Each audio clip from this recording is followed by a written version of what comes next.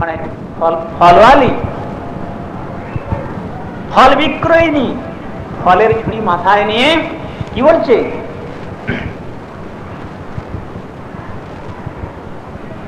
ও গো ফল নেবে গো, ফল নেবে গো, ফল নেবে গো।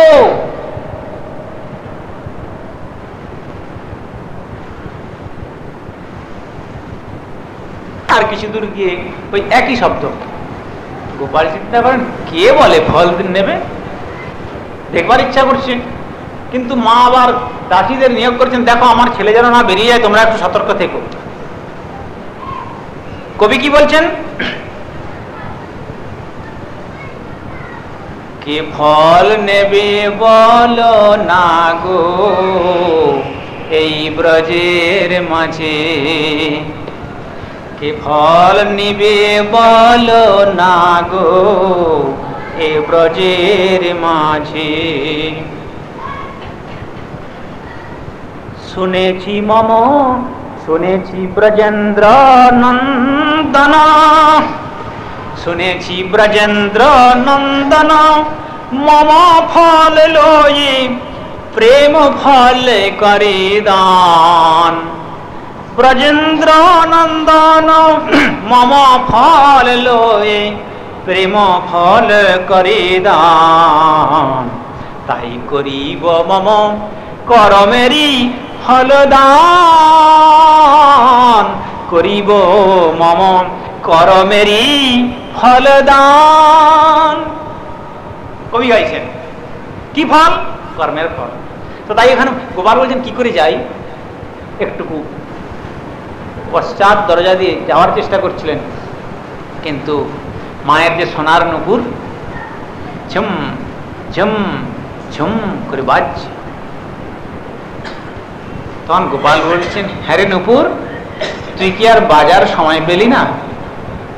এই সময় মাকে আমি আড়াল করে দাসীদের কানে চাপা দিয়ে, দাসীদের চোখকে আমি আড়াল করে আমি কোথায় আমাকে ডাকছে ফল দেওয়ার জন্য, আমি সেখানে যাব, আর তুমি এভাবে আওয়াজ করছো।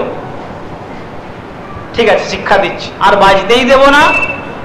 অমনি দুটি যে নুপুর মা পরিয়ে দিয়েছিলেন পায়ে, সোনার নুপুর, নুপুর দুটিকে টেনে টেনে টেনে টেনে এত দূর তুলে ফেলেছেন, শক্ত হয়ে আটকে গেছে। বুদ্ধিমান তো কম নয়, বেশ দুটো পায়ে একবারে নুপুর এত দূরে এসে গেছে।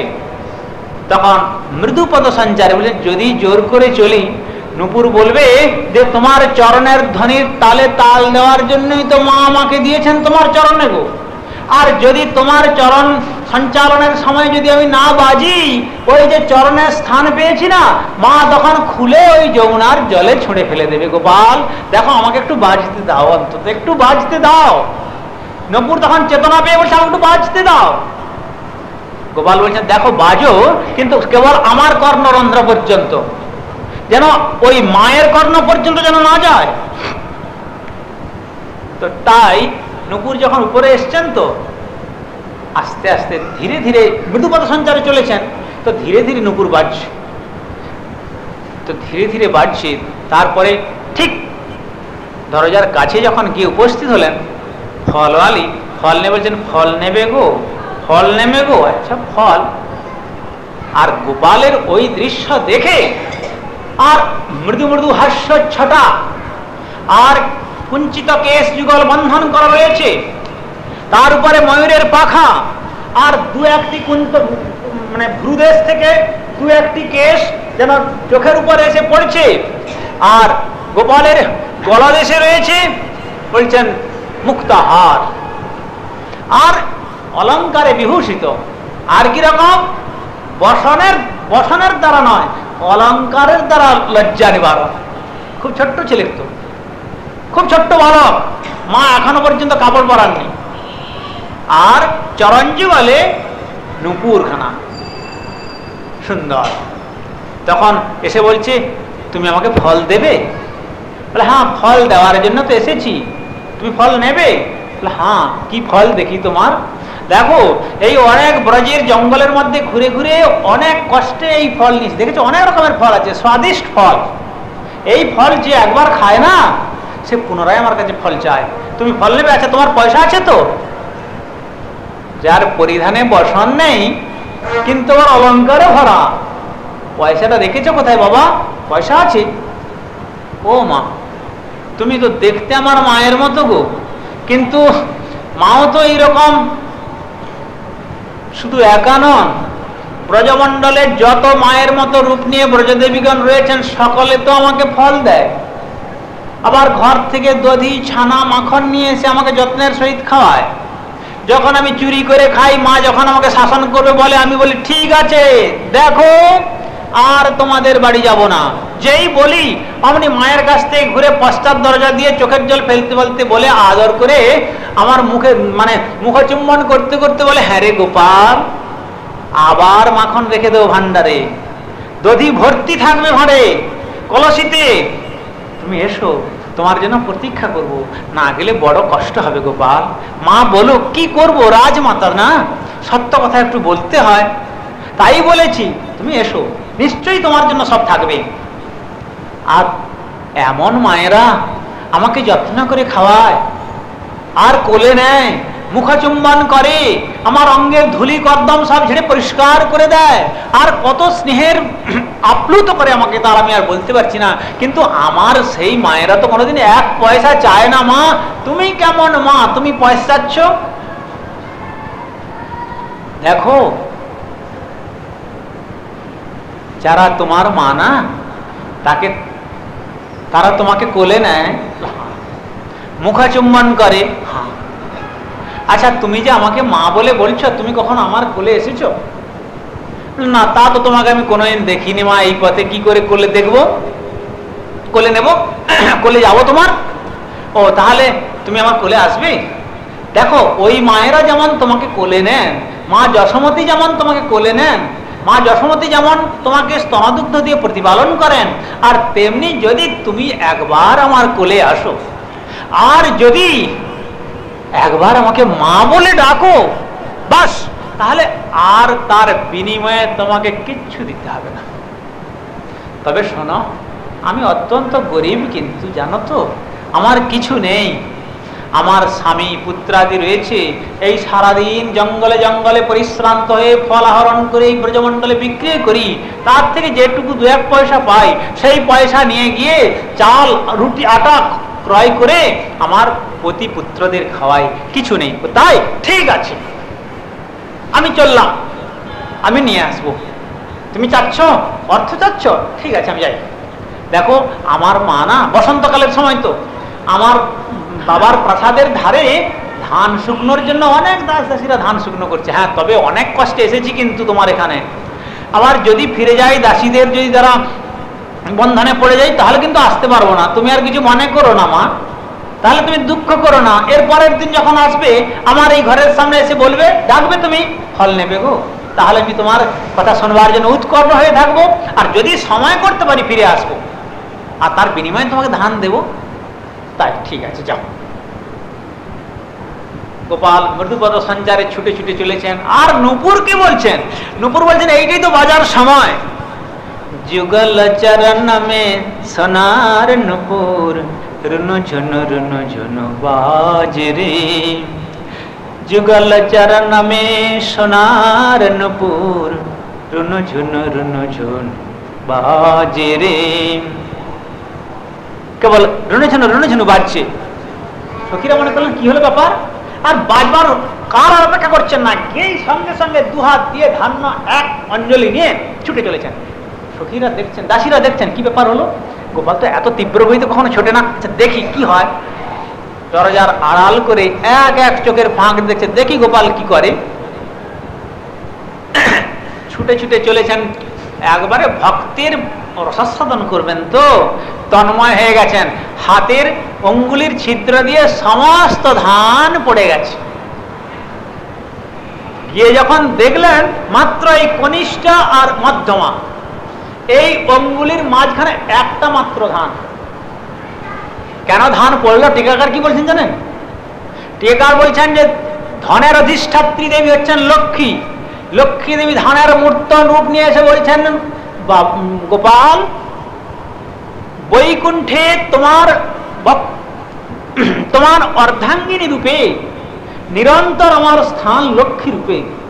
কিন্তু ব্রজে তুমি যে লীলা করতে এসেছ প্রভু, এতে কি তোমার উঠানের মধ্যে আমার স্থান হবে না?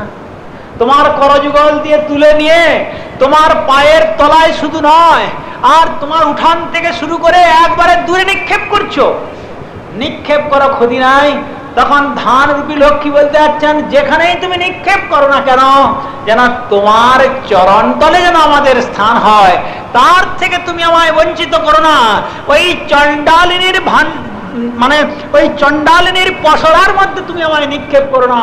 আমি এমনকি অপবিত্র গোপাল, যে আজ কোথায় তোমার সেই বৈকুণ্ঠ ধাম, আর কোথায় তোমার অর্ধাঙ্গিনী, নিরন্তর যে তোমার পাদ পদ্ম সেবা করেছি, আজ তোমার চরণ যুগল থেকে আজ চণ্ডালিনীর ভান্ডারে আমাকে নিক্ষেপ করবে? তাই কি হবে? তখন চণ্ডালিনী যেন বলতে যাচ্ছেন, আমার তো কিছু নাই গোপাল, কি নিয়ে এসেছো তুমি? কোথায় তোমার ধান? কই? ওই যে একটা ধান দিলাম। একটা ধানে কি হয় বাছা? আমি এক কি বলে ওটাকে,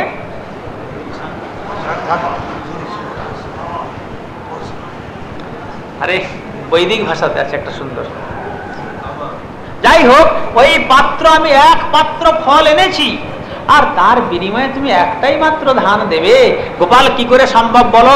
ঠিক আছে, দেখো যদি না দেবে আর আমি কি করব বলো? আর আমার সামর্থ্য নাই, ফিরে গিয়ে যে ধান নিয়ে আসবো আর আনতে দেবে না। দুবার যাতায়াত করে 4 বার আমি গেলাম, এরপরে গেলে আমার মা আমাকে বেঁধে রেখে দেবে জানো। আমার মা কিন্তু মাঝে মাঝে আমাকে বন্ধন করে রাখে, তখন তুমি 1000 চেষ্টা করলেও তুমি আমার কাছে পাবে না। আচ্ছা তুমি নেবে গোপাল, তুমি নেবে? আর ফল দান করবার সময় কি বলছেন চণ্ডালিনী? কি বলছেন? ঠাকুর কি তোমার অপূর্ব রূপ! আহা, কোন জন্মে তো দেখি নাই এমন রূপ।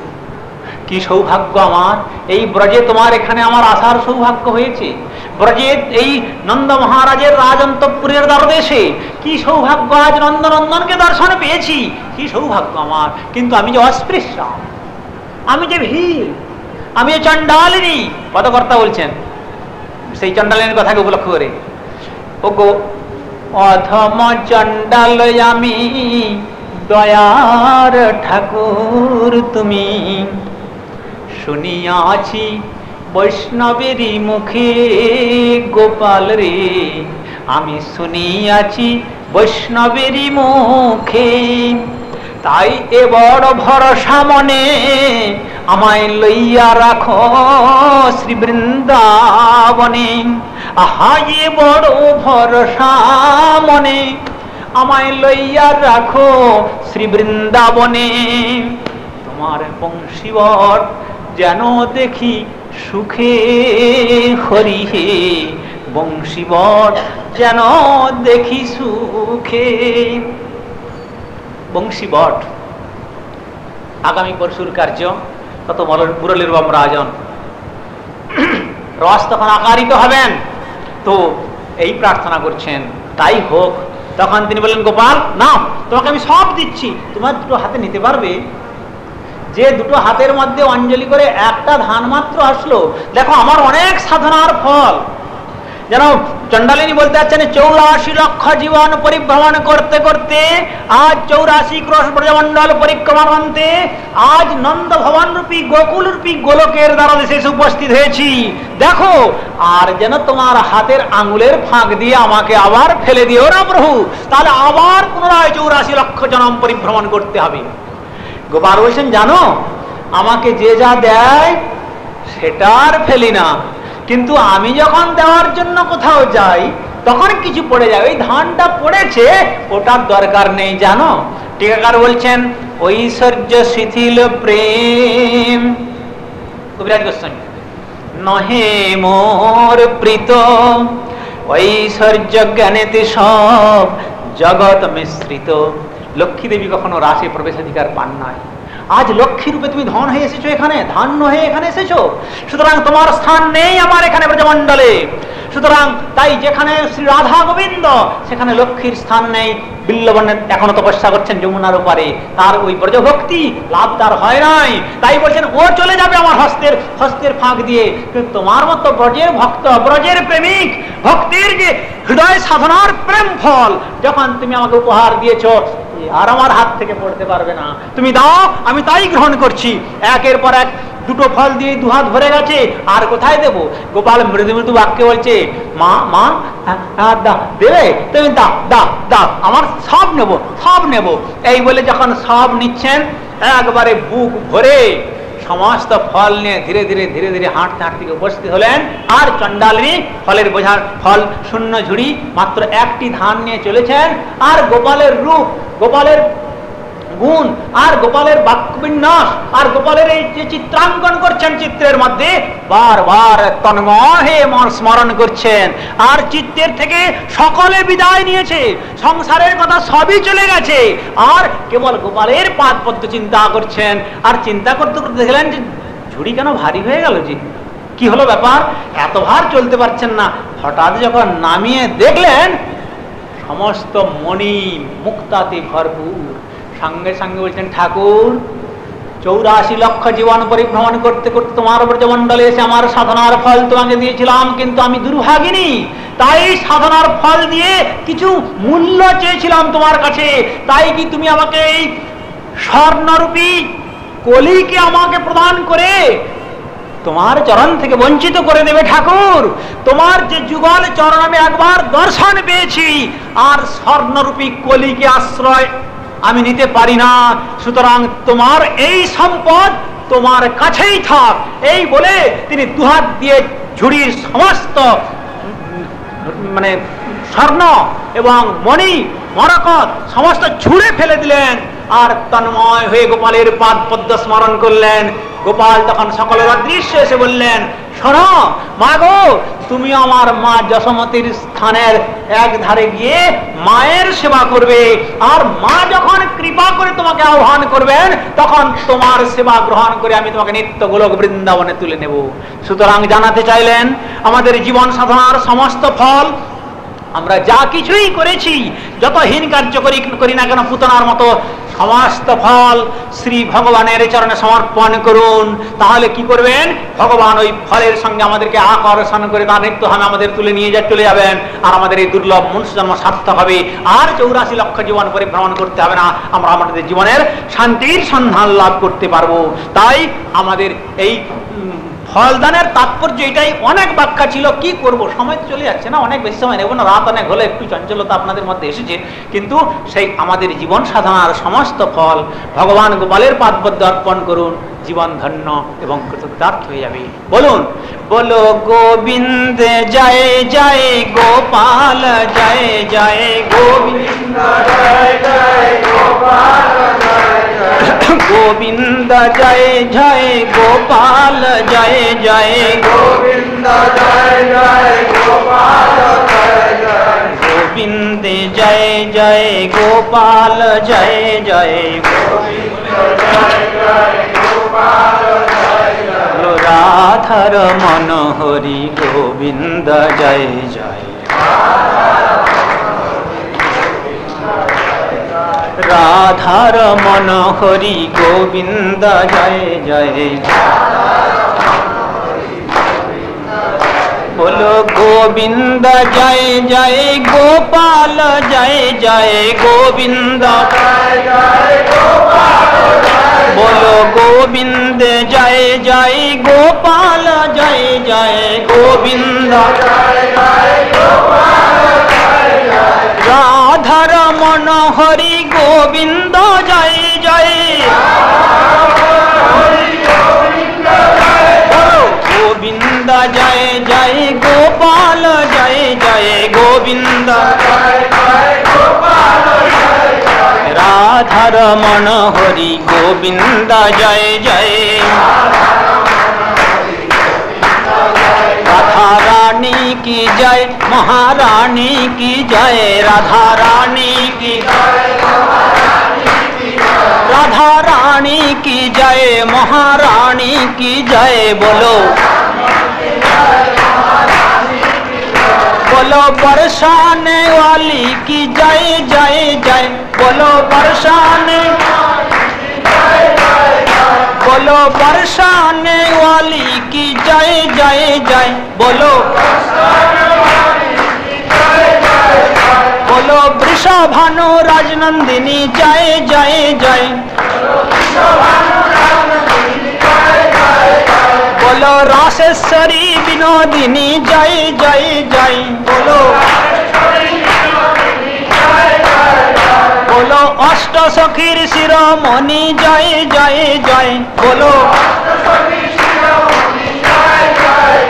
आहा सर्वकांता शिरोमणि जय जय जय, बोलो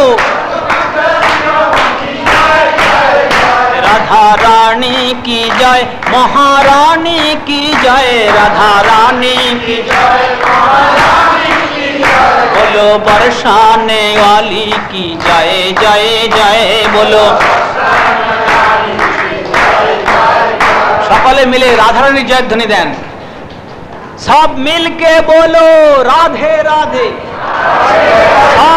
सब मिल के बोलो, सब मिल के बोलो, फिर से बोलो, जोर से बोलो, आज से बोलो, जोर से बोलो, बोलो जय जय श्री राधे।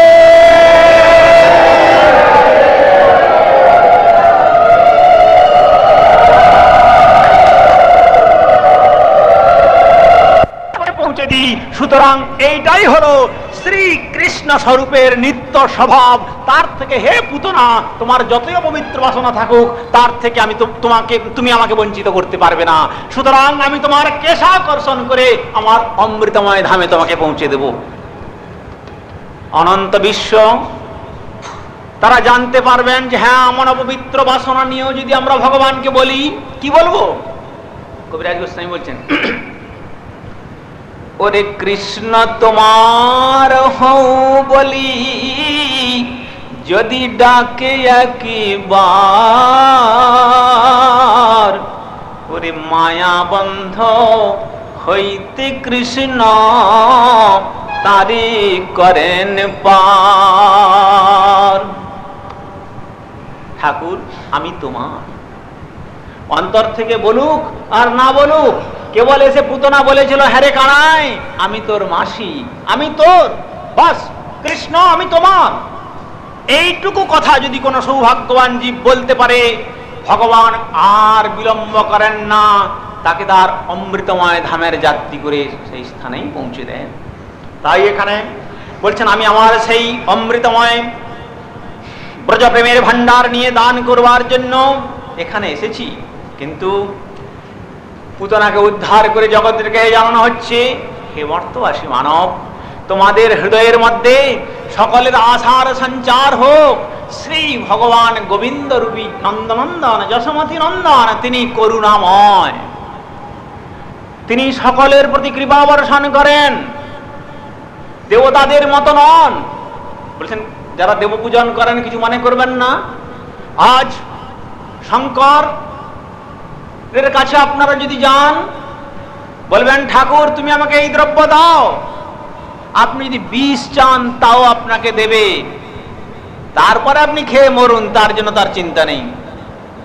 বৃকাসুর কি প্রকার তপস্যা করেছিল চিন্তা করতে পারেন।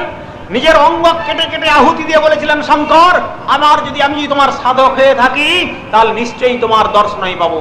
তথাপি শঙ্কর দর্শন দিচ্ছেন না, নিজের মাথা কেটে যজ্ঞাগ্নিতে আহুতি দেবেন।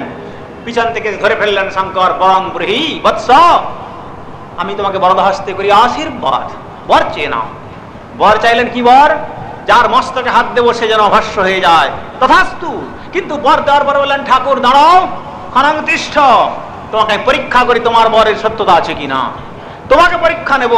দেখুন বর গ্রহণ করে তাকে মারবার জন্য সংকল্প জাগলো।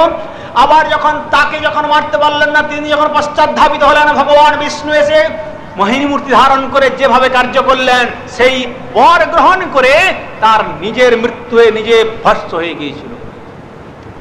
এই প্রকার অসংখ্য উদাহরণ দেখা যাবে। তেমনি ব্রহ্মার কাছে যেমন ব্রহ্মার কাছে বর গ্রহণ করেছিল কে? অনেকে, তার মধ্যে অন্যতম আপনাদের কাছে তারা ভেসে আসছেন কংস, হ্যাঁ, হিরণ্যকশিপু, রাবণ, কুম্ভকর্ণ, এরা সকলেই বর গ্রহণ করেছিল। কিন্তু বরের পরিণাম, যে রাবণ এত বর গ্রহণ করলো এত তপস্যার পর, তার পরিণাম স্বরূপ দেখুন, তার পরিণাম মৃত্যু। আর সেই ব্রহ্মাকে পর্যন্ত চঞ্চল হতে হয়েছিল, আর সেই শঙ্করকে যেমন চঞ্চল হতে হয়েছিল তার সেবকের জন্য। আবার বানাসুরের প্রসঙ্গে আসুন, সেখানেও দেখবেন ভাগবত কিভাবে বর্ণন করেছেন। সুতরাং বর দিয়ে এরাও জ্বালা যন্ত্রণায় ছটফট করেন, আর তারা বর লাভ করেও মৃত্যুকে বরণ করেন। কেন? বর চাইলে তো বর দিলে চলবে না, সে রক্ষা করতে পারবে কিনা দেখতে হবে। শ্রী ভগবান গোবিন্দ এই প্রকার নন। শ্রী ভগবান গোবিন্দ ব্যবসায়ীর মতো দোকান খুলে বসেন নাই। দোকানদারের কাছে আপনি গিয়ে ফলিডল বিষ চান, বিষ নিয়ে কি করবেন তা সে জিজ্ঞেস করবে না। फेंको, पैसा फेंको और तमाशा देखो, টাকা দাও আর তুমি নিয়ে যাও বিষ, যা খুশি করতে পারো। তোমার মাকে বিষ পান করাতে পারো, পত্নীকে করাতে পারো, পুত্রকে করাতে পারো, পিতার গলায় বিষ দিতে পারো, যা খুশি করোগে। ব্যবসা করতেই বসেছি, আমি প্রফিট নেব, তুমি যা চাইবে আমি তাই দেব।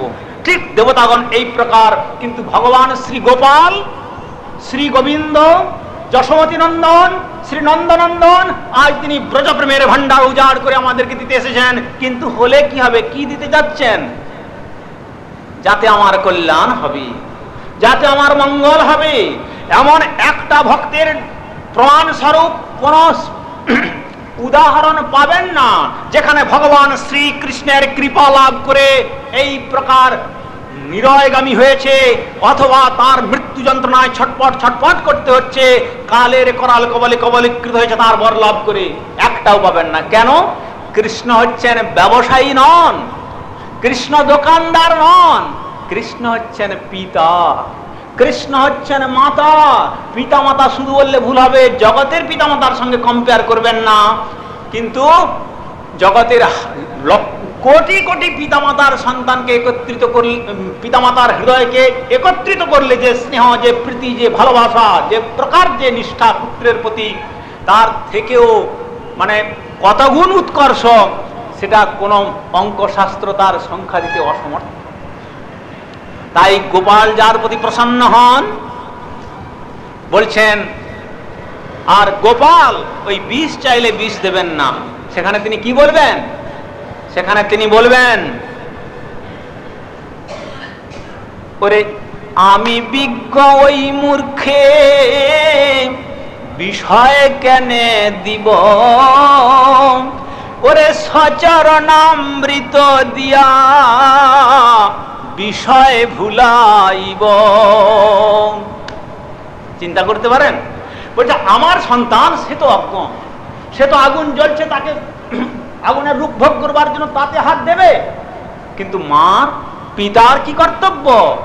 তার থেকে সন্তানকে বাঁচিয়ে রাখা, তাই না? ভগবান বলছেন সে বিষয় চাইলেও আমি তাকে বিষয় দিই না। কেন? আমার যে ওই চরণামৃত, বস ওই চরণামৃত দিয়ে তাদের বিষয় বাসনাকে সম্পূর্ণ নির্মূল করে দিই আমি। আর তখন হৃদয় শুদ্ধ সত্তাজ্জ্বল আলোকে উদ্ভাসিত হয়ে যায়, আর অন্তে আমার পাদ পদ্ম লাভ করে। এইটাই হলো শ্রীকৃষ্ণ করুণার নির্দেশনা, বাল গোপাল রূপী নন্দনন্দনের করুণা নির্দেশনা, যেখানে তার কৃপা লাভ করে আর মৃত্যুর করাল কবলে কাল তাকে আর দগ্ধীভূত করবে না, কালের করাল কবলে আর তাকে কবলীকৃত হতে হবে না। যে যেখানে যার কৃপা লাভ করলে পর আমাদের জীবনের অমৃতত্ব ছন্দে ছন্দে ভরে উঠবে, তখন আমরা বলতে পারবো, ঠাকুর মৃত্যুমা অমৃতময়, আর মৃত্যুর পথে তুমি আমায় ঠেলে দিও না, এবার আমাকে অমৃতের পথে নিয়ে চলো প্রভু।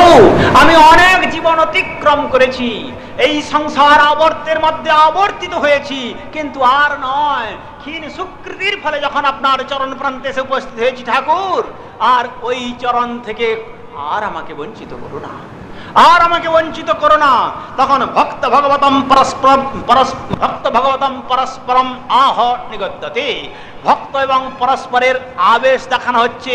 ভগবান বলছেন আমি তোমার মতো ভক্তকে ছাড়তে পারি না। আর ভক্ত তখন ভগবান বলছেন তুমি ছাড়ো, ছাড়তে চাও যদি তুমি আমাকে ছেড়ে দাও, ক্ষতি নেই, কিন্তু আমি ভগবান, আমি তোমাকে ছাড়বো না। ভক্ত ছাড়তে চাইলেও ভগবান আর তার শ্রীচরণ থেকে ভক্তকে ছেড়ে দেন না। সুতরাং এইরকম করুণাময় বিগ্রহ শ্রী ভগবানের চরণে শরণাগত হওয়া ছাড়া, তাই সুখদেব গোস্বামী বলতে চলেছেন, কং বা দয়ালু শরণং ব্রজেম, ব্রজে এই ব্রজমণ্ডলে, এই 84 ক্রোশ ব্রজমণ্ডলের মধ্যে যদি শরণাগত হতেই হয়, তাহলে আর আমরা কার চরণেই বা শরণাগত হতে হব?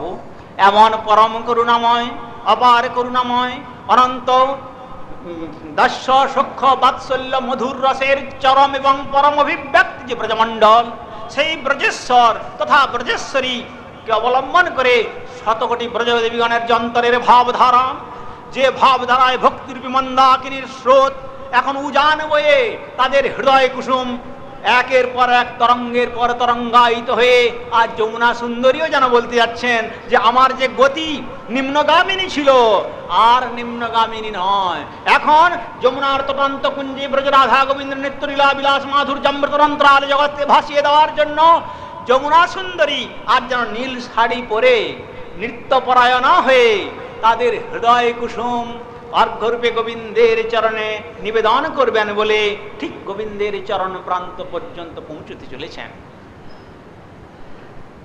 মুরলীর ধ্বনি তো আর কেবল ব্রজদেবীদের আকর্ষণ করেননি, সর্বভূত মনোহরা। আজ যমুনা সুন্দরী বলছেন, কি সৌভাগ্য আমার, এতদিন পর্যন্ত আমার গতি সমুদ্রের দিকে ছিল, কিন্তু আজ কৃষ্ণ রসময় রসিক শেখর রস সমুদ্রের দিকে আমি আমার গতি ফিরিয়ে দিলাম।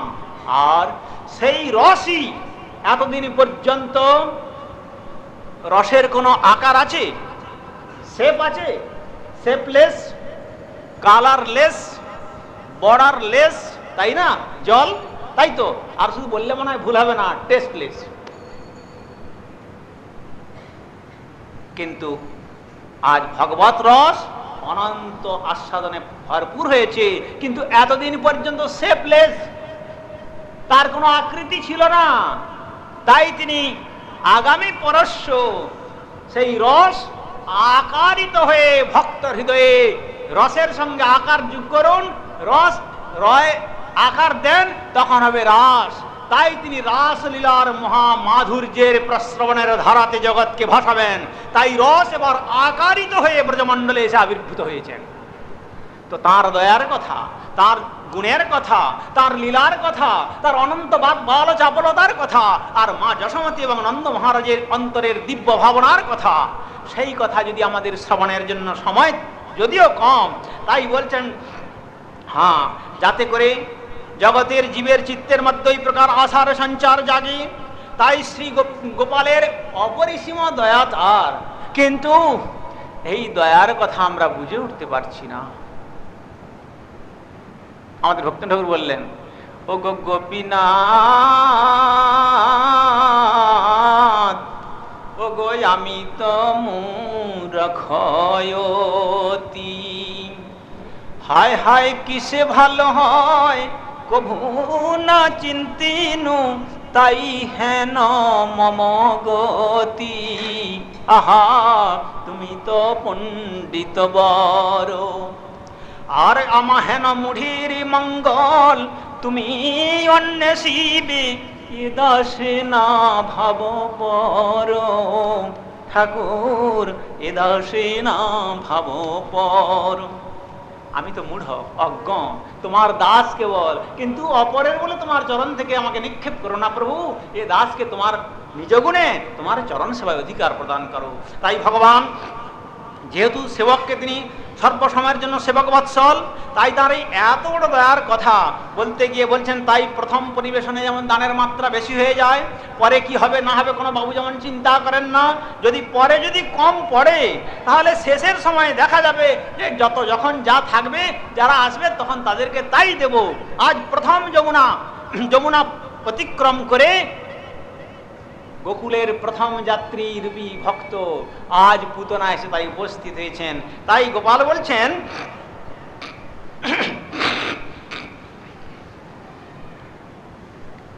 তো পুতনার প্রাপ্তির কাছে আমাদের লাভের কথা যেন ভগবান জানাতে যাচ্ছেন। আর শুধু তাই নয়, এ কথাটা জানাতে গিয়ে আরো কি বলছেন জানেন? আরো বলছেন যে কর্মগৃহেতে, কার্যগৃহেতে দুই প্রকারের ব্যক্তি দ্বারস্থ হন না।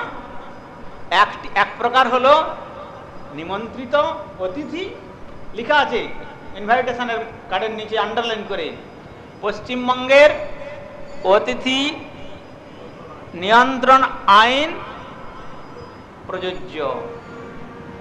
তার মানে জানিয়ে দিচ্ছেন যে দেখুন আপনারা বেশি আসবেন না, করতে পারবো না। কিন্তু যাদের কার্ড মিলেছে তারা না হয় সেটা পেয়ে কম করে আসলো, যাদের কার্ড মেলে নাই তারা দেখছেন যে হাজার হাজার নরনারী সকলে যাচ্ছেন ওই বাবুর বাড়িতে। আচ্ছা, এর মধ্যে আমরা যে আজ এক সপ্তাহ ধরে খেতে পাচ্ছি না, কেবল জল খেয়ে বেঁচে আছি, আচ্ছা আমরা কি একটু যাবো? বলছেন এই তো অনিমন্ত্রিত। কিন্তু রাস্তায় যারা নিমন্ত্রণ স্বীকার করে ফিরে আসছেন তাদেরকে জিজ্ঞাসা করছেন, আচ্ছা আমরা যে এই পথে যাচ্ছি দাতা কেমন, কিছু মিলবে না? গেটের মধ্যে চেকপোস্টে দেখা যাচ্ছে সমস্ত কার্ড চেক করছেন, কিছু পাওয়া যাবে? তখন যিনি গ্রহণ করে যাচ্ছেন তিনি যদি বলেন যে না, ওখানে দ্বারদেশে আর কারো চেক বলে কিছু জিনিস নেই, যারাই যাচ্ছেন সকলে সেই গৃহের মধ্যে প্রবেশ করে আর সমস্ত দ্রব্যশস্য লজ্জাপ্রিয় দ্রব্য যে যা খেতে পারে তাদের সকলকে অকাতরে তিনি বিলিয়ে দিচ্ছেন। সুতরাং শ্রী পুতনা যেন আজকে সেই সংবাদ জানাতে যাচ্ছেন তার জীবন দিয়ে, হে মর্তবাসী মানব, তোমাদের নিমন্ত্রণ নেই, তোমাদের সাধন ভজনের অ্যাডমিট কার্ড তোমরা পাও নাই, তোমরা সাধন ভজন করো নাই সত্য, তোমার জীবনের অপবিত্র চিরতরে ভরে আছে, শোনার চিন্তা নেই, কেবল নন্দনন্দন শ্রী যশোদানন্দন গোপালের দরজায় আরতির সহিত তোমরা এগিয়ে যাও। শ্রী গোপাল তোমাদেরকে নিমন্ত্রণ না দিলেও তোমরা তার রাজ্যেতে আমন্ত্রিত অতিথির ন্যায় মর্যাদা পাবে, তিনি কাউকে বিমুখ করে ফিরিয়ে দেবেন না। ঠিক এই কথা পুতনা জানাতে যাচ্ছেন। তখন বলছেন ঠিক আছে, সাধন ভজনের নিমন্ত্রণ নেই, ঠিক আছে, নিমন্ত্রণ না হলে কোনো ক্ষতি নেই, কিন্তু কৃপণ নয় তো। আসলাম, হয়তো দেখা গেল বসালেন 2 ঘন্টা 2.5 ঘন্টা প্রতীক্ষা করবার পর দেখা গেল সামান্য চা চামচের 1 চামচ খিচুড়ি দিয়ে বিদায় করছেন, সেই রকম নয় তো। কিন্তু পুতনা জানাতে যাচ্ছেন না, গোপাল বলছেন তোর আশা পূরণ না হওয়া পর্যন্ত তুই তোর মাসিকে ছাড়িস না, যশোমতী বলছেন। আর গোপাল বলছেন শ্রীকৃষ্ণ, কৃষ্ণ ধাতুতে 9 শব্দ প্রত্যয় করে কৃষ্ণ শব্দ নিষ্পন্ন হয়েছে, কৃষ্ণ ধাতু আকর্ষণার্থে, অর্থাৎ যাকে আমি একবার আকর্ষণ করি, যাকে একবার আমার অ্যাট্রাকশন এসে যায় তার আর নিপুলসান বলে কোনো কথা থাকতে পারে না। সে আর মায়ার করাল কবলে কখনো কবলীকৃত হয় না। আমার দিব্য আকর্ষণে আকর্ষিত হয়ে আমার চরণ প্রান্তে সেবা লাভ করে নিত্য গোলক বৃন্দাবনের যাত্রী সে থেকে যায় নিরন্তর রূপেতে। সুতরাং কম পরিবেশনের কোনো কথা নেই, তোমরাও আমাকে অবলম্বন করে দেখে নাও, দেখে তোমরাও সকলে এগিয়ে যাও। আচ্ছা, যদি বলি সাধন ভজন করি নাই, সারা জীবন পাপ কার্য করেছি, পুণ্য বলে কোনো জিনিস নেই, তাহলে গোপাল কেমন? কোন পুণ্যাত্মক কার্য করি নাই, ঊর্জব্রত দূরের কথা, কোন পুণ্য কাজ করি নাই, সমস্ত পাপেতেই আমার জীবন ভরা। আমাদের কবিরাজ গোস্বামী কি বলেছেন? ওরে মোর নাম লয় যেই তার পাপ হয়, মোর নাম শুনে যেই তার পুণ্য ক্ষয়। ওরে পুরুষের কীট হইতে মুই সে লঘিষ্ঠ, জগাই মাধাই হইতে মুই সে পাপিষ্ঠ। ওরে এমন নির্ঘৃণ্য মোরে কেবা কৃপা করে, এক শ্রী গৌর নিত্যানন্দ বিনা না দেখি সংসারে। তাই সেই গৌর সুন্দর এসেছিলেন কে? রাধা কৃষ্ণ পৃথক হয়েছেন না? রাধা ভবদ্যুতি বলিতম নৌমি কৃষ্ণ স্বরূপম। এই গোপাল আর সর্বশক্তি শিরোমণি ঊর্জেশ্বরী রাধারানী একসঙ্গে মিলিত হয়ে তিনিও দান করবার জন্য পৌঁছেছেন, এমন ব্যক্তিকেও তিনি কৃপা করছেন। চিন্তা করে দেখুন, বড় কঠিন। এর মধ্যে বিচার আছে, কিন্তু বিচার তো বেশি বিচারে প্রবেশ করব না। বলছেন পুরুষের কীট। পুরুষ মানে কি বলতে পারেন? পরিত্যক্ত মল। বলছেন মলের কীট, তার থেকে লঘু এটা তো বলার কথা, কিন্তু বলছেন পুরুষের কীটের যে ক্ষমতা আছে আমাদের তা আছে। বিচার করে দেখুন, চর্বচস্য লেজ্জপি আমরা খেলাম, কয়েক ঘন্টার পরে পুরুষেতে পরিণত হচ্ছে, দুর্গন্ধযুক্ত। আর সেই পুরুষের কীট যখন পুরুষকে আশ্রয় করছে, কয়েক ঘন্টার পর দেখবেন তার দুর্গন্ধ থেকে তাকে মুক্ত করে দিয়ে পবিত্র করে দিচ্ছে। কোথায় আমাদের পুরুষের কীটের যোগ্যতা? তাই কবিরাজ গোস্বামী বলতে যাচ্ছেন, পুরুষের কীট হইতে মহিষের লঘিষ্ঠ, নিজেকে দিয়ে জানাতে যাচ্ছেন তার প্রতিও গৌর নিত্যানন্দের করুণা বর্ষিত হয়। সুতরাং আর এমন করুণাময় বিগ্রহ শ্রী গোপালের চরণে শরণাগত হওয়া ছাড়া আমরা কার চরণে শরণাগত হব? তাই এখানে কি বলছেন দেখুন। হ্যাঁ ঠিক আছে, এখন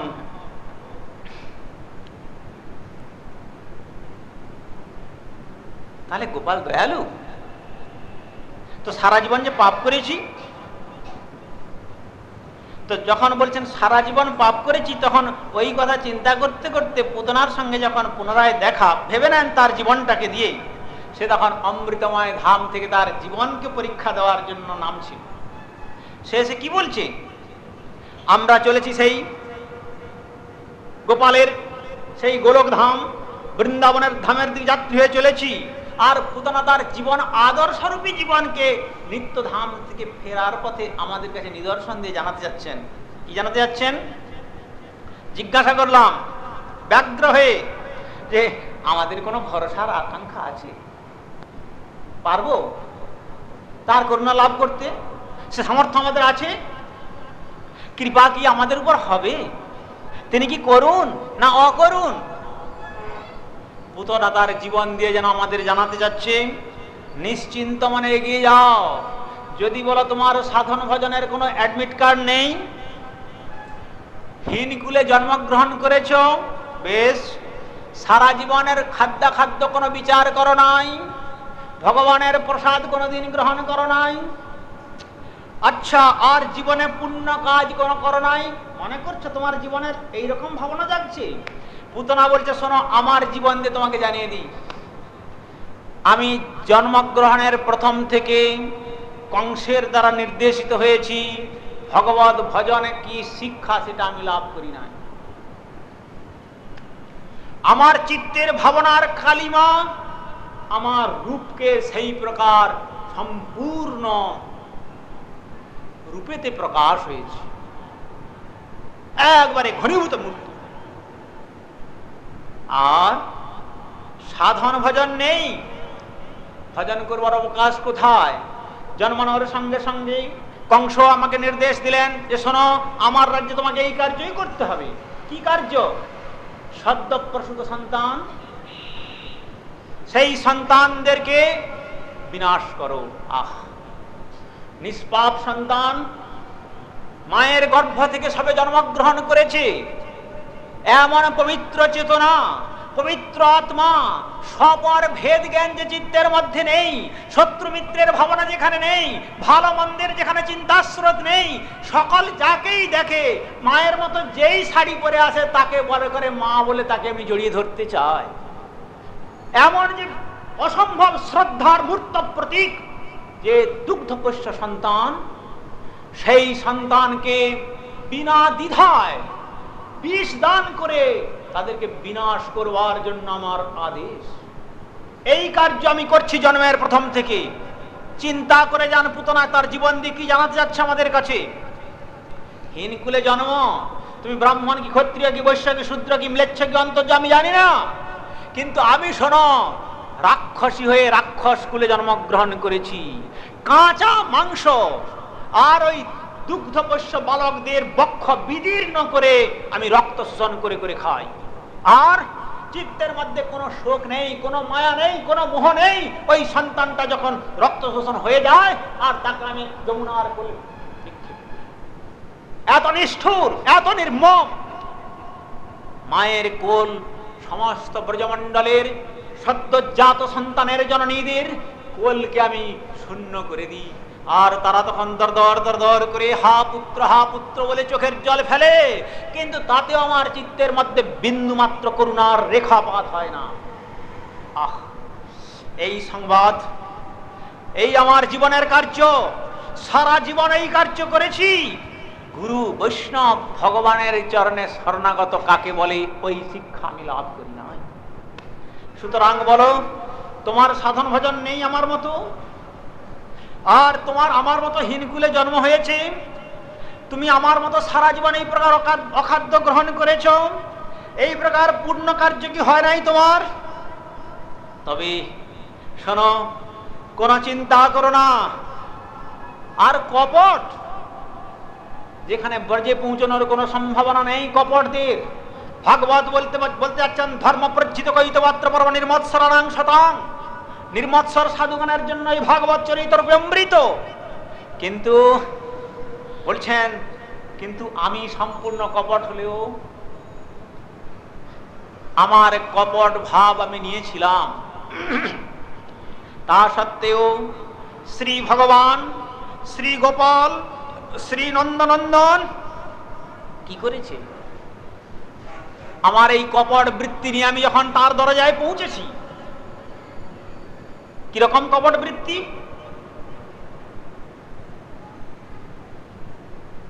কেউ নিতে পারবে?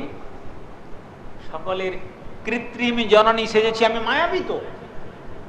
এবার অন্যত্র বলছেন, আমি মায়াবী। যার যেমন মা সেই রকম মায়ের রূপ ধারণ করেছে অনেক ক্ষেত্রে, গোস্বামীপাদ বা রসিকগণ অনেক ক্ষেত্রে আস্বাদন করেছেন।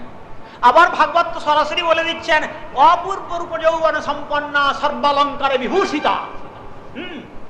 আর কোন দেবীর মতো রূপ ধারণ করে নন্দভবনে প্রবেশ করছেন। হোক, তখন তো নন্দভবনেরা বলছেন, ইনি কি কোনো দেবপত্নী নাকি? অনেক কথা এসেছে, বিচারের সময় তো শেষ হয়ে গেল, অনেক দূর যাওয়ার কথা।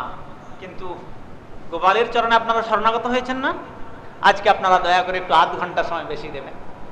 আমি বলেছি শ্রীপাদ জ্যোতি মহারাজকে যে মহারাজ আমাকে একটু সময় বেশি দিতে হবে, কেন 7 দিনের প্রস্তুতি ছিল, তার মধ্যে 5 দিন আবার 4 এসে লেগে গেছে, তো কি করব, উপায় নেই। তো আমিও না বলে শান্তি পাচ্ছি না। তো বলছেন, শোনো হে সাধক সাধিকা, দেখে নাও আমার অন্তরের কুপ্রবৃত্তি, কিন্তু মায়ের রূপ নিয়ে আমি সমস্ত সন্তানদের কাছে গিয়েছি। এত বড় ছলনা! আর মায়ের রূপ নিয়ে সন্তানকে শুধু কোলে নেওয়া তা নয়, সন্তানের একমাত্র নির্ভরযোগ্য স্থান কোথায়? জন্মগ্রহণের পর সদ্যজাত সন্তান যখন জন্মগ্রহণ করে, জগতের কোন বস্তু তাকে বাঁচাবেন? বাঁচাবার জন্য জগতে এমন কোন বস্তু এখনো বিধাতা সৃষ্টি করেননি। একমাত্র সৃষ্টি করেছেন মাতৃস্তন্য, যা নির্মল এবং পরম পবিত্র, যা খেয়ে সন্তানের তুষ্টি, পুষ্টি এবং ক্ষুধা নিবৃত্তি হবে। ডাক্তারগণ আজকাল ওজস্বিনী ভাষায় জানাতে যাচ্ছেন অ্যাডভার্টাইজ দিয়ে, নো অল্টারনেটিভ। এই ব্রেস্ট মিল্কের কোনো অল্টারনেটিভ নেই। কিন্তু যদি সন্তানের মঙ্গল চান, তাহলে ডাক্তারবাবুরাও বলছেন যে ওই মায়ের স্তন সন্তানকে প্রদান করুন, সেই দুগ্ধই সন্তানের পক্ষে উপযুক্ত। কিন্তু দুর্ভাগ্য, আমাদের জন্মানোর সঙ্গে সঙ্গে ওই বোতল মিল্ক দেওয়ার চেষ্টা করি। এখন ছোট বয়সে ছোট বোতল, কিছু মনে করবেন না, আর বড় বয়সে বড় বোতল ধরা শিক্ষা দিচ্ছেন আজ থেকে আপনারা। কল্যাণ কি করে হবে? Every action must have opposite equal reaction, no doubt, হতে বাধ্য। মায়ের তন্ত্রে তন্ত্রে যে সন্তান বাৎসল্য স্নেহ ভরা রয়েছে, সে স্নেহ তারা লাভ করতে পারলো না। মা সন্তানকে স্নেহ করতে জানে না, চাকরানির কাছে তুলে দেয় যে তুমি একে প্রতিপালন করো। চাকরানি দিয়ে যদি সন্তান লালন পালন হতো, চাকরানি দিয়ে যদি ভগবানের সেবা হতো, আজ মা যশোমতী বলতেন না কি স্মরন্তি তন্নগায়ত, হ্যাঁ, একদা গৃহদা শিশু যশোদা নন্দ গেহিনী, কর্মান্তর নিযুক্তাসু নির্মমন্ত স্বয়ং, নির্মমন্ত স্বয়ং দধি। গুরুপাদ পদ্মের শ্রীমুখ থেকে, এই বক্তাদের শ্রীমুখ থেকে, আমাদের শ্রীপাদ ভূমিগৌর শ্রীমুখ থেকে অনেকবার শুনেছেন ওই শ্লোক। আমি ওই শ্লোকে যেতে যাচ্ছি না, আর আমি করবো না, মহারাজ আমাকে বলেই দিয়েছেন। নিজে সেবা করছেন, সেবা কি করে ভাবি? তো সেই রকম পরম পবিত্র হৃদয় কোথা দূরে থাক, এমন মায়ের সঙ্গে সন্তানের যে নির্মল অন্তঃকরণ, নির্মল ভাব, নির্মল বাৎসল্য স্নেহ, সেই রূপ নিয়ে আমি গিয়েছি। কিন্তু আপাতত স্নেহের ভাবটা প্রকাশ করেছি, কিন্তু চিত্তের মধ্যে স্নেহ বলে কোনো জিনিস নেই। কি করে সন্তানকে নিয়ে আমি বিষ দিয়ে বিনাশ করতে পারি আর ওর রক্ত চুষে আমি পান করব? কোনো মা কি আকাঙ্ক্ষা করেন? কোনো সন্তানের জননী আকাঙ্ক্ষা করেন আমি আমার সন্তানের রক্ত শোষণ করে সন্তানকে ছুঁড়ে ফেলে দেবো জলে? কেউ মনে কোনোদিন কোনো মা কি চিন্তা করতে পারেন ছেলে যত দুষ্টই হোক না কেন আমি আমার ছেলেকে মানে কালকুট বিষ তার স্তনপানের ছলনায় দেবো তার মুখে? কোনো মা আকাঙ্ক্ষা পোষণ করতে পারেন না। তাকে মা বলা যায় না, তাকে ডাইনি বলা যেতে পারে, পিশাচিনী তাকে বলা যেতে পারে। আজ পুতনা তার জীবন দিয়ে বলছেন, শোনো কৃষ্ণের কৃপার কথা কি বলবো, আমি এইরকম পিশাচিনী প্রবৃত্তি নিয়ে মায়ের রূপ নিয়ে কালকুট বিষ মাখিয়ে নিয়ে গোপালের মুখে স্তনদানের ছলনা করে আমি দিতে চেয়েছিলাম, কিন্তু বিনাশ করবার জন্য। কিন্তু এমন গোপাল আমাকে আকর্ষণ করে তার নিত্য গোলক বৃন্দাবনের যাত্রী করে মায়ের স্থানে পৌঁছে দিয়েছে। সুতরাং কংবা দয়ালু শরণং ব্রজেম। সুতরাং আর তোমাদের কোনো চিন্তা নেই। এমন দয়ার ঠাকুর আর কে আছে? আজ থেকে সংকল্প করে নাও, যা পাপ করেছি, যা অনাচার করেছি, যা অন্যায় করেছি, যা ব্যভিচার করেছি, যা কুখাদ্য খেয়েছি, কিন্তু ঠাকুর হে গোপাল আর ওই সব জিনিস গ্রহণ করবো না বলে পুতনা বলছেন তোমরাও প্রবেশ করে স্বীকৃতি করে গোবিন্দের চরণের দিকে এগিয়ে যাও। রাধা গোপীনাথের, রাধা মদন মোহনের পাদ পদ্ম উপাসনার জন্য এগিয়ে যাও। তোমাদেরও মদন মোহন আত্মসাৎ করে তার অভয় চরণান্তিকে স্থান দেবেন। বেদব্যাস বলছেন কংবা দয়ালু শরণং ব্রজেম। এমন দয়াল ঠাকুর ছাড়া আর আমরা কার চরণে শরণাগত হব? তাই তিনি তার জীবন দিয়ে জানালেন। তাই যদি আমাদের শরণাগত হতে হয়, ব্যবসা যারা করতে বসেছেন পণ্যদ্রব্যের ব্যবসা, তাদের কাছে আমাদের যেতে হবে না। সত্য সত্য স্নেহ, প্রীতি, ভালোবাসা মূর্ত বিগ্রহ হয়ে যিনি নেমে এসেছেন আমাদের কাছে, তিনি হলেন আমাদের নন্দনন্দন শ্রী গোপাল। সুতরাং যদি শরণাগত হতেই হয়, এমন গোপালের শরণাগত হওয়া ছাড়া আর কার চরণে শরণাগত হবেন? আর গোপাল বলছেন যারা আমার চরণে শরণাগত হয় তাদের সমস্ত দুঃখ, সমস্ত জ্বালা, সমস্ত যন্ত্রণা, সমস্ত অশান্তি, সমস্ত হাহুতাস চিরতরে নিবৃত্তি ঘটে, আর আমার দিব্য আনন্দ লাভ করে তাদের জীবনকে ধন্য করতে পারে। কি দিয়ে যাবে?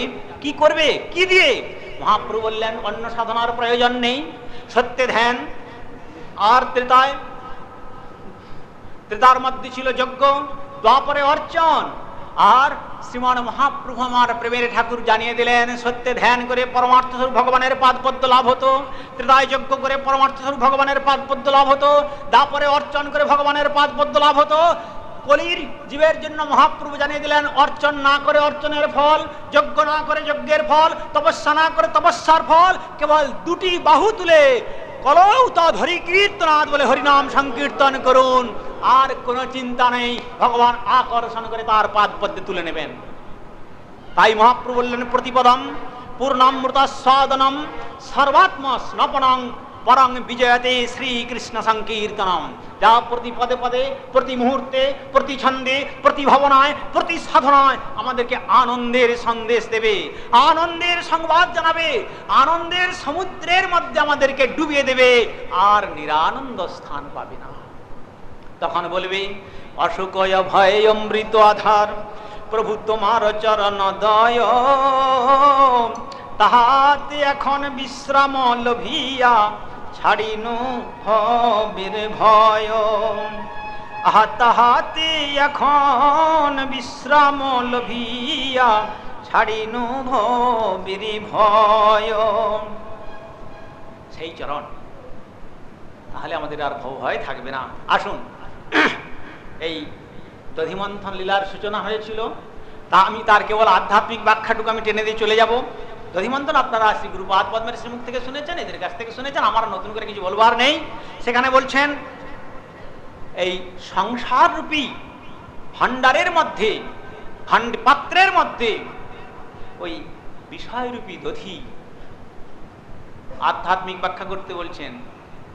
হ্যাঁ, যে সংসাররূপী সাগরের মধ্যে বিষয় চিন্তন রূপী দহি রয়েছে, কিন্তু সেই বিষয়কে যদি কোনো সৌভাগ্যবান জীব বিবেক দ্বারা মন্থন করতে পারেন, বিবেকহীন মন্থন যদি হয়, তাহলে সেখানে আর ভক্তিরূপী মাখন লাভ হবে না, সেখানে বাসনারূপী গরল সেখানে পাওয়া যাবে। যে গরলের পরিণাম কি? অসুররা মন্থন করতে জানতো না, তাই সমুদ্র মন্থনের প্রারম্ভে কি উঠেছিল? গরল। যে গরল মুহূর্তের মধ্যে সকলকে বিনাশ করে ফেলবে, এমন অবস্থা। তাই দেবতাগণ সন্ত্রস্ত হয়ে সকলে প্রার্থনা জানিয়েছিলেন দেবাদিদেব শঙ্করের কাছে।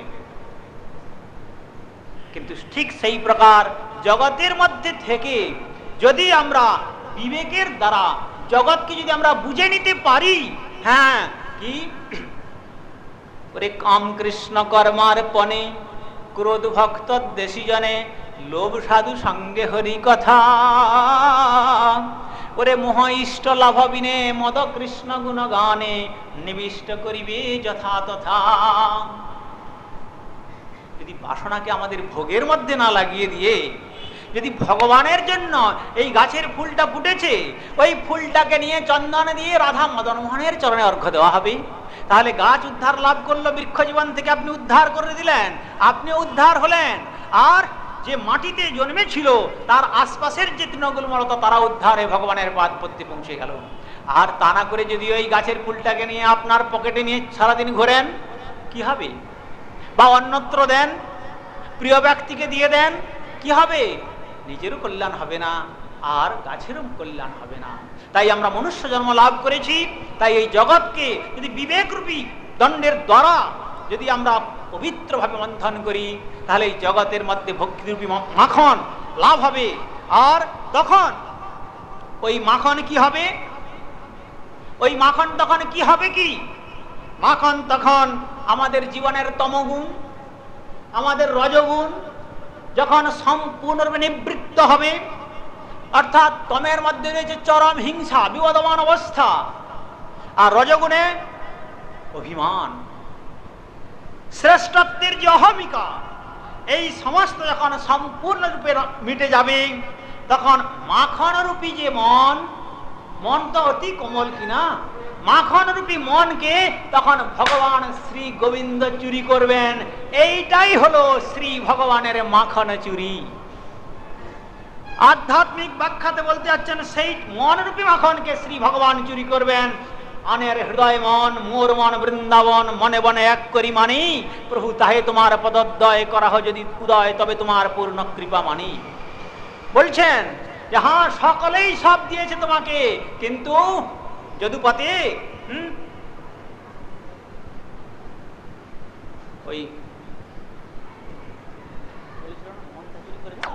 যদুপতি কৃপয়া গৃহান, সেখানে বলেছিলেন হে যদুপতি, কাল গুরুপাদ বলেছিলেন দেখো সকলেই সব দিয়েছে, কিন্তু আমাদের দেওয়ার বলতে কিছু নেই, তাই ব্রজদেবীগণ তোমার মনটাকে হরণ করে নিয়েছে।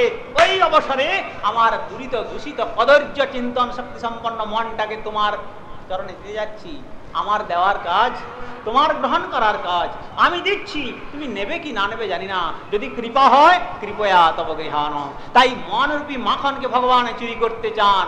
তাই অর্থাৎ যখন রজগুণের সমস্ত প্রবৃত্তি নষ্ট হয়ে যাবে, আবার তমগুণের প্রবৃত্তি যখন চিরতরে বিদায় নেবে, আর মন যখন মাখনের মতো নির্মল হয়ে যাবে, মন যখন এই প্রকার কোমল প্রবৃত্তিতে প্রতিষ্ঠিত হবে, মাখন যেমন কোমল, বলতেন সেই প্রকার মনকে ভগবান যদি সরাসরি কেউ দিতে না চান, ভগবান বলছেন আমি তাদের মনটাকে চুরি করে নিই সকলের অন্তরালে, তারা বুঝে উঠতে পারে না। তখন যখন মন চুরি হয়ে যায়, আর দেহ আর যাবে কোথায়? তখন ওই মনের দ্বারা আকর্ষিত হয়ে দেহ রাধা মদন মোহনজিউর শ্রীচরণে বাধা পড়ে যায়।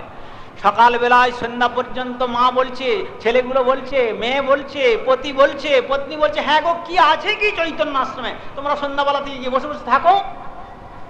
উত্তর হচ্ছে দেখো বাছা, দেখো পতিদেব, দেখো পুত্র, দেখো কন্যা, কি আছে তা জানি না, কিন্তু মন যেন বাধা রয়েছে রাধা মদন মোহনজিউর পাদ পদ্মে। তার কথারূপে অমৃত না শ্রবণ করলে যেন মনে হয় যে আমরা যেন কত অসম্পূর্ণ থেকে গেলাম।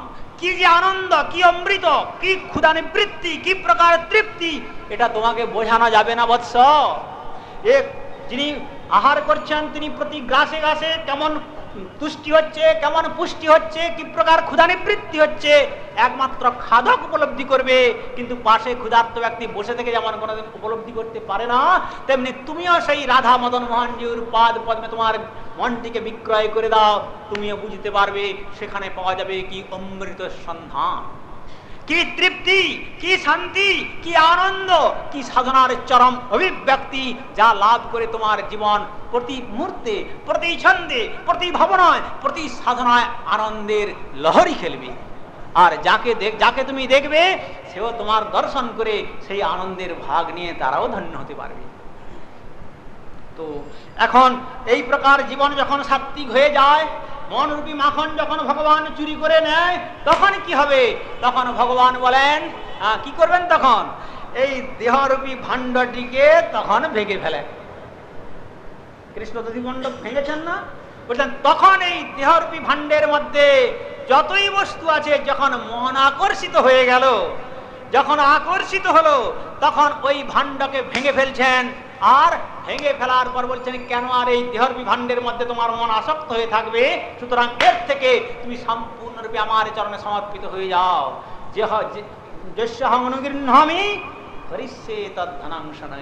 যে আমার আকাঙ্ক্ষা করে, আমার শরণাগত হয়, তার একে একে সমস্ত আশা আকাঙ্ক্ষাকে চিরতরে বিদায় দিয়ে আমি তাকে আমার চরণে স্থান দিই। আর তখনই হয় কি না, যখন তার চরণে স্থান হয়, তখন কৃষ্ণের আসক্তি যখন ভেঙে যায়, সেই আসক্তি নষ্ট হলে পর তখন জীবের কাছে ভগবান কি করেন? যখন আকর্ষণ করে কি রাস্তায় ছেড়ে ফেলে দেন নাকি ভগবান? ভগবান তখন এই দামোদর লীলা, তখন তিনি ভক্তের কাছে বন্ধন স্বীকার করেন। এইটাই হলো ভগবানের দামোদর লীলার অবতারণা বা শ্রী শ্রী রাধা দামোদর লীলার মহান মাধুর্য। আর তাই মা যশোমতী কি বলছেন? মা যশোমতী বলছেন, হ্যাঁ রে গোপাল শোন, আজ যখন আমি এত পরিশ্রম করে তোকে ধরেছি, তোকে শুধু প্রহার নয়, এবার বাঁধব। গোপাল বলছেন, মা তুমি বাঁধতে আমাকে পারতে না কোনোদিনই, কিন্তু তোমার সাধনার দ্বারা যেন জীবকে শিক্ষা দিচ্ছেন। তিনি তো নিত্য কৃষ্ণের নিত্য পিতামাতা, জীবকে শিক্ষা দিচ্ছেন তোমার সাধনার দ্বারা। আমি এখন তোমাকে ধরা দিলাম, তোমার কাছে আমি বন্ধন স্বীকার করছি, তুমি আমাকে বন্ধন করো। কিন্তু গরবিনী মা তখন বলছেন, হ্যাঁ রে গোপাল, এতক্ষণ পরে এই সংবাদ, এতক্ষণ পরে এত স্বীকারোক্তি, কিন্তু এর পূর্বে বাছা আমার কোথায় গিয়েছিলে? দেখছো না আমার পায়ে কতখানি দাগ হয়ে গেছে? কণ্টকাকীর্ণ পথ, ব্রজের যে কণ্টকাকীর্ণ পথে এইরকম অত্যন্ত স্থূলকায়া মা যশোমতী ছিলেন। আমার মতো রোগানন, কিন্তু অত্যন্ত স্থূলকায়া, ছুটতে পারছেন না। কিন্তু এত পরিশ্রম, ঘর্মাক্ত, শ্রান্ত, ক্লান্ত, পরিশ্রান্ত কলেবরা হয়ে পড়েছেন।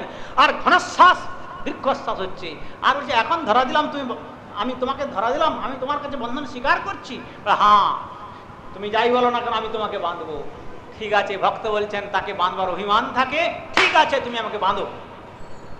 তখন মা যশোমতী কি বলছেন, পদকর্তা কি বলছেন দেখুন, আরে গোপাল, আজ অমনি করে ওরে গোপাল তোরে ছেড়ে দেব না,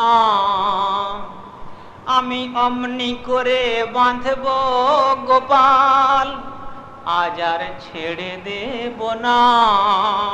কেন? ওরে নিত্য আমার প্রাণের গোপাল, দাওরে কত যন্ত্রণা, আর ছেড়ে দেব না।